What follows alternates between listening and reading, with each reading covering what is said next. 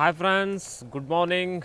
ಇವತ್ತು ಕೂಡ ಒಂದು ವಿಶೇಷವಾದ ಟಾಪಿಕ್ ಮೇಲೆ ನಾನು ಮಾತನಾಡ್ತೀನಿ. ಇವತ್ತು ನಾನು ಹೇಳಲು ಹೊರಟಿರೋಂಥ ಒಂದು ಟಾಪಿಕ್ ಹೆಸರು ಹಿಕಪ್ಸ್ ಅಥವಾ ಬಿಕ್ಕಳಿಕೆ ಮೇಲೆ ನಾನು ಇವತ್ತು ಮಾತನಾಡ್ತೀನಿ. ಯಾವ ರೀತಿಯಾಗಿ ಹಿಕಪ್ಸ್ ಅಥವಾ ಬಿಕ್ಕಳಿಕೆ ಬರ್ತದೆ, ಯಾವ್ಯಾವ ಕಾರಣಗಳಲ್ಲಿ ಬಿಕ್ಕಳಿಕೆ ಬರ್ತದೆ ಮತ್ತು ಅದರದ ಲಕ್ಷಣಗಳು ಯಾವ ರೀತಿ ಇರ್ತದೆ ಮತ್ತು ಕೆಲವೊಂದು ಸಂಕ್ಷಿಪ್ತ ಅಥವಾ ಲಘು ಉಪಚಾರಗಳ ಬಗ್ಗೆ ಕೂಡ ನಾನಿವತ್ತು ಮಾಹಿತಿ ನೀಡಲಿಕ್ಕೆ ಹೋಗ್ತಾ ಇದ್ದೀನಿ. ಮೊಟ್ಟ ಮೊದಲನೇದಾಗಿ ಪ್ಯಾಥೋಫಿಸಿಯಾಲಜಿ ಬಗ್ಗೆ ನಾನು ಮಾತನಾಡ್ತೀನಿ. ಯಾವ ರೀತಿ ಹಿಕಪ್ಸ್ ಅಥವಾ ಬಿಕ್ಕಳಿಕೆ ಶುರು ಆಗುತ್ತೆ ಅಂತ ನಾನು ಹೇಳ್ತೇನೆ ಮಿತ್ರರೆ. ಮೊಟ್ಟ ಮೊದಲನೇದಾಗಿ ಬಿಕ್ಕಳಿಕೆ ಅಥವಾ ಹಿಕಪ್ಸ್ ಈ ರೀತಿಯಾಗಿ ಇದಕ್ಕೆ ಹೆಸರು ಬರಲು ಏನು ಕಾರಣ ಅಂದರೆ, ಬಿಕ್ಕಳಿಕೆಯಲ್ಲಿ ಬಿಕ್ ಬಿಕ್ ಬಿಕ್ ಈ ರೀತಿಯಾಗಿ ಸೌಂಡ್ ಬರ್ತಾ ಇರ್ತದೆ. ಹಿಕಪ್ಸ್ ಅಂತ ಯಾಕಂತಾರೆ ಅಂದರೆ ಹಿಕಪ್ ಹಿಕಪ್ ಈ ರೀತಿಯಾಗಿ ಅದರದ್ದು ಸೌಂಡ್ ಏನಿದೆ ಅನುಕರಣೆನೇ ಆಗ್ತಾ ಇರ್ತದೆ. ಅದೇ ಕಾರಣಕ್ಕೆ ಇದರ ಹೆಸರು ಬಿಕ್ಕಳಿಕೆ ಅಥವಾ ಹಿಕಪ್ಸ್ ಅಂತ ಬಂದಿರೋದು. ಯಾಕೆ ಈ ರೀತಿ ಆಗುತ್ತೆ ಅಂದರೆ, ಈ ಮೇಲೆ ಭಾಗ ಇರುವಂಥದ್ದಕ್ಕೆ ಉರಹ ಪ್ರದೇಶ ಅಂತಾರೆ ಅಥವಾ ಚೆಸ್ಟ್ ರೀಸನ್ ಅಂತಾರೆ. ಅದರ ಕೆಳಗಡೆ ಇರೋದು ಉದರ ಪ್ರದೇಶ ಅಥವಾ ಅಬ್ಡಾಮೆನ್ ಅಂತಾರೆ. ಥೊರಾಕ್ಸ್ ಮತ್ತು ಅಬ್ಡಾಮೆನನ್ನು ಎರಡೂ ಬೇರ್ಪಡಿಸೋದು ಒಂದು ವಾಲ್ ಥರ ಇರ್ತದೆ. ಇಲ್ಲಿ ಒಂದು ಗೋಡೆ ಆಕಾರದ ಥರ ಏನು ಒಂದು ಆರ್ಗನ್ ಇರ್ತದೆ, ಅದಕ್ಕೆ ಡೈಫ್ರಗಮ್ ಅಂತಾರೆ. ಡೈಫ್ರಗಮ್ ಏನು ಮಾಡುತ್ತೆ ಅಂದರೆ ಉರಹ ಪ್ರದೇಶ ಮತ್ತು ಉದರ ಪ್ರದೇಶವನ್ನು ಬೇರ್ಪಡಿಸ್ತದೆ. ಆ ಮಧ್ಯದಲ್ಲಿರುವಂತಹ ಏನು ಬಾರ್ಡರ್ ಏನಿದೆ ಅದಕ್ಕೆ ಡೈಫ್ರಗಮ್ ಅಂತಾರೆ. ಇಲ್ಲಿ ಏನಾಗುತ್ತೆ ಅಂದರೆ, ಡ್ಯೂ ಟು ಗ್ಯಾಸ್ಟ್ರಿಕ್ ಇರಿಟೇಷನ್ನಿಂದ ಏನಾಗುತ್ತೆ, ಕೆಲವೊಂದು ಸಾರಿ ಇನ್ವಾಲಂಟ್ರಿ ರಿಫ್ಲೆಕ್ಸ್ ಆಫ್ ಮಸಲ್ಸ್, ಈ ಮಸಲ್ಸ್ ಏನಿದೆ ಇನ್ವಾಲಂಟ್ರಿ ರಿಫ್ಲೆಕ್ಸ್ ಆಗುತ್ತೆ. ವಾಲಂಟ್ರಿ ಮತ್ತು ಇನ್ವಾಲಂಟ್ರಿ. ವಾಲಂಟ್ರಿ ಯಾವುದಕ್ಕಂತಾರೆ ಅಂದರೆ, ಈ ಕೈ ಇದೆ, ನಾನು ಈ ಕೈಯನ್ನು 1 ಗಂಟೆಗಳ ಕಾಲ ಇಷ್ಟೇ ಹಿಡ್ಕೋಬೇಕು ಅಂದ್ಕೊಂಡ್ರೆ ನಾನು ಇಷ್ಟೇ ಹಿಡ್ಕೊಳ್ತೀನಿ, ಅದು ನನ್ನ ಕೈಯಲ್ಲಿ ಅಥವಾ ನನ್ನ ಕಂಟ್ರೋಲಲ್ಲಿ ಇರ್ತದೆ. ಆದರೆ ಇನ್ವಾಲಂಟ್ರಿ ಆ್ಯಕ್ಷನ್ ಯಾವುದಕ್ಕಂತಾರೆ ಅಂದರೆ, ಅದು ನನ್ನ ಕಂಟ್ರೋಲಲ್ಲಿ ಇರೋದಿಲ್ಲ. ಫಾರ್ ಎಕ್ಸಾಂಪಲ್, ಹೃದಯ ಬಡಿತ ಏನಿದೆ ಅದು ನನ್ನ ಕಂಟ್ರೋಲಲ್ಲಿ ಇರೋದಿಲ್ಲ. ಅದು ತನ್ನ ಇಚ್ಛೆಯಂತೆ ತನ್ನ ಇಷ್ಟದಂತೆ ಎಷ್ಟು ದಿನಗಳವರೆಗೂ ಬೇಕಾದರೂ ಬಡ್ಕೊಳ್ಳುತ್ತೆ. ಅದು contraction and relaxation of muscles ಅಂತಾರೆ. ಅದೇ ಕಾರಣಕ್ಕೆ ನಮ್ಮ ದೇಹದಲ್ಲಿ ಪ್ರತಿಯೊಂದು ಮಸಲ್ಸ್ಗೂ ಕೂಡ ಒಂದು ವಾಲಂಟ್ರಿ ಆ್ಯಂಡ್ ಇನ್ವಾಲಂಟ್ರಿ ಆ್ಯಕ್ಷನ್ಸ್ ಇದೆ. ಅದೇ ಕಣ್ಣು ರೆಪ್ಪೆ ಆಗಿರ್ಬೋದು, ಎರಡು ವಾಲಂಟ್ರಿ ಆ್ಯಂಡ್ ಇನ್ವಾಲಂಟ್ರಿಯಲ್ಲಿ ಬರ್ತದೆ. ಹೃದಯ ಬಡಿತ ಏನಿದೆ ಇನ್ವಾಲಂಟ್ರಿಯಲ್ಲಿ ಬರ್ತದೆ, ಅದು ನಮ್ಮ ಕೈಯಲ್ಲಿ ಇರೋದಿಲ್ಲ. ಈ ಕೈಯ ಮಸಲ್ಸನ್ನು ಹಿಂದೆ ಮಾಡೋದು, ಮುಂದೆ ಮಾಡೋದು, ಈ ಚಾಚೋದು ಏನಿದೆ ಇದು ವಾಲಂಟ್ರಿಯಲ್ಲಿ ಬರ್ತದೆ, ನನ್ನ ಇಚ್ಛೆ ಅನುಸಾರ ಅದಾಗತ್ತೆ. ಇಲ್ಲಿ ಕೂಡ ಈ ಹಿಕಪ್ಸಲ್ಲಿ ಇನ್ವಾಲಂಟ್ರಿ ಮಸಲ್ಸ್ ಏನಿದೆ ಕಾಂಟ್ರಾಕ್ಷನ್ ಆ್ಯಂಡ್ ರಿಲ್ಯಾಕ್ಸೇಷನ್ ಆ್ಯಕ್ಷನಲ್ಲಿ ಬರ್ತದೆ. ಅದರ ಹಿಂದೆ ಇರುವಂತಹ ಮುಖ್ಯವಾದ ಕಾರಣ ಮೇನ್ಲಿ ಗ್ಯಾಸ್ಟ್ರಿಕ್ ಇರಿಟೇಷನ್ ಅಥವಾ ಗ್ಯಾಸ್ಟ್ರೈಟಿಸ್ ಅಂತ ತುಂಬ ಸರಿ ನಾವು ನೋಡಲಿಕ್ಕೆ ಸಿಗ್ತದೆ. ಇಲ್ಲಿ ಏನಾಗುತ್ತೆ, ಅನ್ನನಾಳದಲ್ಲಿ ಆಗುವಂತಹ ಸಮಸ್ಯೆ ಅಥವಾ ಗ್ಯಾಸ್ ಏನಿದೆ ಮೇಲಕ್ಕೆ ಬಂದು ಶ್ವಾಸನಾಳ ಒಳಗಡೆ ಹೋಗಲಿಕ್ಕೆ ಪ್ರಯತ್ನ ಮಾಡ್ತದೆ. ಅನ್ನನಾಳ ಮತ್ತು ಶ್ವಾಸನಾಳಕ್ಕೆ ಎರಡಕ್ಕೂ ಮುಚ್ಚಣಿಕೆ ಅಥವಾ ಕವರ್ ಒಂದೇ ಇರುತ್ತೆ, ಅದಕ್ಕೆ ಎಪಿಗ್ಲಾಟಿಸ್ ಅಂತಾರೆ. ಅಲ್ಲಿ ಏರ್ ಎಸ್ಕೇಪ್ ಆಗೋದ್ರಿಂದ ಆ ರೀತಿಯಾದ ಸೌಂಡು ನಿಮಗೆ ಬರ್ತದೆ ಅಥವಾ ಕೇಳಿಸ್ತದೆ. ಇದು ಪ್ಯಾಥೋಫಿಸಿಯಾಲಜಿ. ಇನ್ನು ಸೈನ್ಸ್ ಆ್ಯಂಡ್ ಸಿಂಪ್ಟಮ್ಸ್ ಬಗ್ಗೆ ಹೇಳಿದರೆ, ಆಲ್ರೆಡಿ ನಾನು ಮುಂಚೆ ಹೇಳಿದೆ ಇದಕ್ಕೆ ಯಾಕೆ ಈ ರೀತಿಯಾದ ಹೆಸರು ಬಂದಿದೆ ಅಂದರೆ, ಬಿಕ್ ಬಿಕ್ ಬಿಕ್ ಅಥವಾ ಹಿಕಪ್ ಹಿಕಪ್ ಹಿಕಪ್ ಅಂತ ಈ ರೀತಿಯಾಗಿ ಸೌಂಡ್ ಬರ್ತಾ ಇರ್ತದೆ. ಅದೇ ರೀತಿಯಾಗಿ ಲಕ್ಷಣ ಕೂಡ ಇರ್ತದೆ. ಡೇಕರಿಕೆ ಅಥವಾ ತೇಗು ಮತ್ತು ಬಿಕ್ಕಳಿಕೆಯಲ್ಲಿ ತುಂಬ ಅಂತರ ಇದೆ. ಓಕೆ, ಇದು science and symptoms. And causes, ಯಾವ್ಯಾವ ಕಾರಣಕ್ಕೆ ಬಿಕ್ಕಳಿಕೆ ಆಗ್ತದೆ ಅಂತ ನಾವು ನೋಡ್ಲಿಕ್ಕೆ ಹೋದಾಗ, ಭಾಳ ಸರ್ವೇ ಸಾಮಾನ್ಯವಾಗಿ 98% ಕೇಸಸಲ್ಲಿ ಹೊಟ್ಟೆ ಸಂಬಂಧಿತವಾಗಿಯೇ ಬಿಕ್ಕಳಿಕೆ ಬರ್ತದೆ ಅಥವಾ ಹಿಕಪ್ಸ್ ಬರ್ತದೆ. ಹೊಟ್ಟೆ ಸಂಬಂಧ ಅಂದರೆ ಏನು ಅಂದರೆ, ಅದು ಗ್ಯಾಸ್ಟ್ರೈಟಿಸ್ ಇರ್ಬೋದು ಅಥವಾ ಹೈಪರ್ ಎಸಿಡಿಟಿ ಇರ್ಬೋದು. ಗ್ಯಾಸ್ಟ್ರೈಟಿಸ್ ಮತ್ತು ಹೈಪರ್ ಎಸಿಡಿಟಿ ಹಿಂದೆ ಸಾಕಷ್ಟು ಕಾರಣಗಳು ಬರ್ತವೆ. ಅದು ನಮ್ಮದು ಸ್ಪೈಸಿ ಐಟಮ್ ಇಂಟೇಕ್, ಅತಿ ಖಾರ, ಅತಿ ಮಸಾಲೆ, ಅತಿ ಹುಳಿ, ಅತಿ ಜಂಕ್ ಫುಡ್ ತಿನ್ನೋದಿರ್ಬೋದು, ಅಥವಾ ಅತಿಯಾದ ಆಲ್ಕೋಹಾಲ್ ಸೇವನೆ ಇರ್ಬೋದು, ಅತಿಯಾದ ಸಿಗ್ರೆಟ್ ಸ್ಮೋಕಿಂಗ್ ಇರ್ಬೋದು, ಅಥವಾ ಇನ್ನು ಕೆಲವರಲ್ಲಿ ತುಂಬ too over fast taking of food ಅಂದರೆ ಅತಿ ಆಯುರ್ವೇದ ಕಾನ್ಸೆಪ್ಟ್ ಪ್ರಕಾರ ಆಹಾರ ಸೇವನೆ ಮಾಡುವಾಗ ಅತಿ ಸ್ಲೋ ಆಗಿಯೂ ಕೂಡ ಮಾಡಬಾರ್ದು, ಅತಿ ಫಾಸ್ಟಾಗಿಯೂ ಕೂಡ ಮಾಡಬಾರ್ದು, ಮಾತನಾಡುವಾಗ ಆಹಾರ ತಿನ್ನಬಾರ್ದು. ಈ ರೀತಿಯಾದ ಕೆಲವೊಂದು ರೂಲ್ಸ್ ಆ್ಯಂಡ್ ರೆಗ್ಯುಲೇಷನ್ಸ್ ಇದೆ. ಕೆಲವರು ಏನು ಮಾಡ್ತಾರೆ, ಫಾಸ್ಟ್ ಮೊಬೈಲ್ ನೋಡ್ತಾ ಅಥವಾ ಟಿ ವಿ ನೋಡ್ತಾ ಇನ್ಯಾವುದೋ ಕೆಲಸದ ಒತ್ತಡದಲ್ಲಿ ಒಂದು ವಿದಿನ್ 5 ಮಿನಿಟ್ಸಲ್ಲಿ ಸಂಪೂರ್ಣವಾದ ಆಹಾರವನ್ನು ತಮ್ಮ ಹೊಟ್ಟೆಗೆ ಇಳಿಸಿಬಿಟ್ಟು ಎದ್ದು ಹೋಗ್ತಾ ಇರ್ತಾರೆ. ಅಂಥವರಲ್ಲಿಯೂ ಕೂಡ ಗ್ಯಾಸ್ಟ್ರಿಕ್ ಇರಿಟೇಷನ್ ಅಂತ ಆಗುವಂಥ ಸಾಧ್ಯತೆ ಇರ್ತದೆ. ಆಮೇಲೆ ಇನ್ನು ಕೆಲವರಲ್ಲಿ ಓವರ್ ಮೆಡಿಸಿನ್ ಇರ್ತದೆ. ಕೆಲವರಿಗೆ B P, sugar, heart, thyroid ಎಲ್ಲ 3-4 ಸಮಸ್ಯೆಗಳು ಒಟ್ಟೊಟ್ಟಿಗೆ ಇದ್ದಾಗ ಅವರಿಗೆ ಮಿನಿಮಮ್ ಬೆಳಿಗ್ಗೆ ಒಂದು 10 ಟ್ಯಾಬ್ಲೆಟು, ರಾತ್ರಿ ಒಂದು 10, ಬೆಳಗ್ಗೆ ಒಂದು 8 ಟ್ಯಾಬ್ಲೆಟು, ರಾತ್ರಿ ಒಂದು 8 ಟ್ಯಾಬ್ಲೆಟ್ ಇದ್ದಾಗ ಖಂಡಿತವಾಗಿಯೂ ಅಂಥವರಲ್ಲಿ ಗ್ಯಾಸ್ಟ್ರಿಕ್ ಇರಿಟೇಷನ್ನಿಂದ ಪದೇ ಪದೇ ಬಿಕ್ಕಳಿಕೆ ಬರುವಂತಹ ಸಾಧ್ಯತೆ ಇರ್ತದೆ.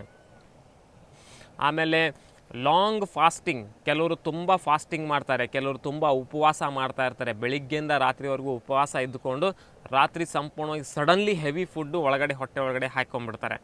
ಇಂಥದ್ರಲ್ಲಿಯೂ ಕೂಡ ಏನಿದೆ ಅಂದರೆ ಫಾಸ್ಟಿಂಗ್ ಯಾವಾಗಲೂ ಕೂಡ ಲೈಟ್ ವೇಟ್ ಇರುವಂಥ ಆಹಾರದಿಂದ ಅಥವಾ ಜ್ಯೂಸಿಂದ ಅಥವಾ ಕಡಿಮೆ ಪ್ರಮಾಣದ ಆಹಾರದಿಂದ ಉಪವಾಸ ಮುರಿಬೇಕು ಅಂತ ರೂಲ್ಸ್ ಇದೆ.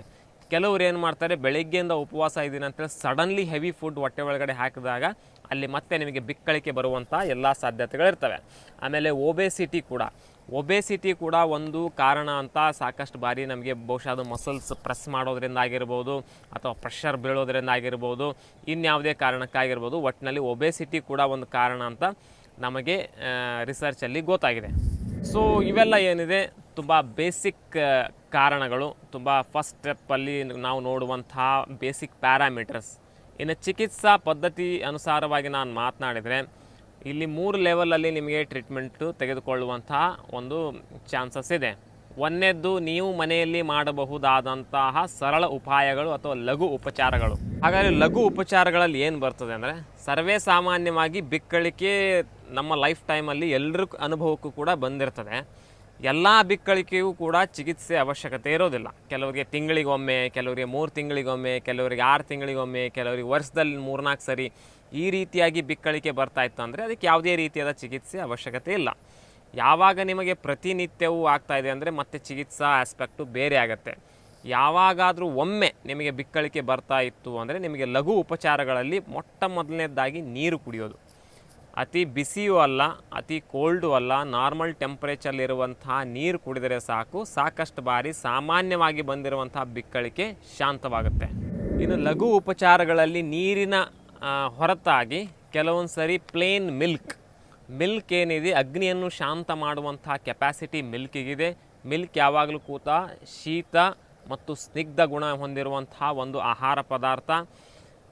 ಹಿಕ್ಕಪ್ಸ್ ಅಥವಾ ಬಿಕ್ಕಳಿಕೆ ಏನಿದೆ ಹೈಪರ್ ಎಸಿಡಿಟಿಯಿಂದ ಆಗುವಂಥ ಸಮಸ್ಯೆ ಆಗಿರೋದ್ರಿಂದ ನೀವು ಯಾವಾಗ ಒಂದು 50ರಿಂದ 60 ml ಪ್ಲೇನ್ ಮಿಲ್ಕು, ಬಿಸಿ ಇರಬಾರ್ದು, ಅತಿ ಕೋಲ್ಡ್ ಇರಬಾರ್ದು, ರೂಮ್ ಟೆಂಪ್ರೇಚರಲ್ಲಿರುವಂಥ ನೀರು, ಅದರಲ್ಲಿ ಯಾವುದೇ ರೀತಿಯಾದ ಸಕ್ಕರೆ, ಬೋರ್ಮಿಟಾ, ಹಾರ್ಲಿಕ್ಸು ಏನೂ ಹಾಕಿರಬಾರ್ದು, just plain 50 to 60 ml plain milk ತೊಗೊಂಡ್ರೂ ಕೂಡ ಇಮಿಡಿಯೇಟಾಗಿ ನಿಮಗೆ ಬಿಕ್ಕಳಿಕೆ ಶಾಂತವಾಗುವಂಥ ಎಲ್ಲ ಸಾಧ್ಯತೆಗಳಿರ್ತವೆ. ಇನ್ನು 3ನೇ ಉಪಾಯ ಮಜ್ಜಿಗೆ.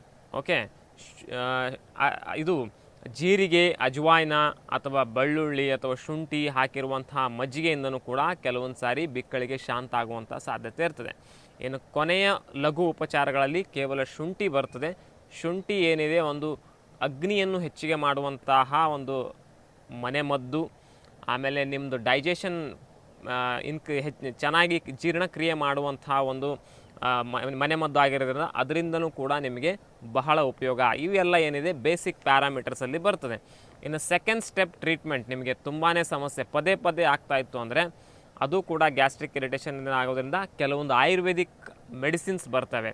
ಮಾರ್ಕೆಟಲ್ಲಿ ಲಭ್ಯ ಇರುವಂತಹ ಆಯುರ್ವೇದಿಕ್ ಮೆಡಿಸಿನ್ಸ್ ಏನಿದೆ, ನಿಮ್ಮ ಹತ್ತಿರ ಇರುವಂತಹ ಆಯುರ್ವೇದಿಕ್ ವೈದ್ಯರನ್ನು ಸಂಪರ್ಕಿಸಿ ನೀವು ನಿಮ್ಮ ಪ್ರಕೃತಿಯ ಅನುಸಾರವಾಗಿ, ನಿಮ್ಮ ಸಮಸ್ಯೆ ಅನುಸಾರವಾಗಿ, ನಿಮ್ಮ ವಯಸ್ಸಿನ ಅನುಸಾರವಾಗಿ, ಲಕ್ಷಣಗಳ ಅನುಸಾರವಾಗಿ ನಿಮ್ಮಲ್ಲಿರುವಂತಹ ವೈದ್ಯರು ನಿಮಗೆ ಕೆಲವೊಂದು ಮಾರ್ಕೆಟಲ್ಲಿ ಲಭ್ಯ ಇರುವಂತಹ ಆಯುರ್ವೇದಿಕ್ ಔಷಧಿಗಳು ಕೂಡ ಕೊಡ್ತಾರೆ. ಅದು 1 ತಿಂಗಳು 2 ತಿಂಗಳು ತೊಗೊಂಡ್ರೂ ಕೂಡ ಸಂಪೂರ್ಣವಾಗಿ ಬಿಕ್ಕಳಿಕೆ ವಾಸಿಯಾಗುವಂಥ ಸಾಧ್ಯತೆ ಇರ್ತದೆ. ಇನ್ನು ಲಘು ಉಪಚಾರಕ್ಕೂ ನಿಮ್ಮ ಬಿಕ್ಕಳಿಕೆ ನಿಲ್ತಾ ಇಲ್ಲ, ಆಯುರ್ವೇದಿಕ್ ಔಷಧಿಗಳಿಂದಲೂ ಕೂಡ ಬಿಕ್ಕಳಿಕೆ ನಿಲ್ತಾ ಇಲ್ಲ ಅಂದರೆ ಏನು ಫುಲ್ ಆ್ಯಂಡ್ ಫೈನಲ್ ಸ್ಟೆಪ್ ನಿಮ್ಮಲ್ಲಿರೋದು ಆಪ್ಷನ್ ಇರೋದು ಒಂದು ಎಂಡೋಸ್ಕೋಪಿ ಕಂಪಲ್ಸರಿ ಆಗುತ್ತೆ ಮಿತ್ರರೆ. Yes, this is the truth. ಯಾಕಂದರೆ ಕೆಲವೊಂದು ಸರಿ ಅನ್ನನಾಳದಲ್ಲಿ ಅಥವಾ ಹೊಟ್ಟೆ ಭಾಗದಲ್ಲಿ ಅಥವಾ ಈ ಏನಿದೆ ಡೈಜೆಸ್ಟಿವ್ ಟ್ರ್ಯಾಕ್ಟಲ್ಲಿ ಏನಿದೆ ಅಲ್ಲಿ ಏನಾದರೂ ಚಿಕ್ಕ ಪುಟ್ಟ ಹೆವಿ ಅಲ್ಸರ್ಸ್ ಆಗಿತ್ತು ಅಥವಾ ಏನಾದರೂ ಗಡ್ಡೆ ಥರ ಏನಾದರೂ ಬೆಳೀತಾ ಇತ್ತು ಅಂದರೆ ನಿಮಗೆ ಪ್ರತಿನಿತ್ಯವೂ ಕೂಡ ಬಿಕ್ಕಳಿಕೆ ಅನುಭವ ಆಗ್ತಾ ಇರ್ತದೆ.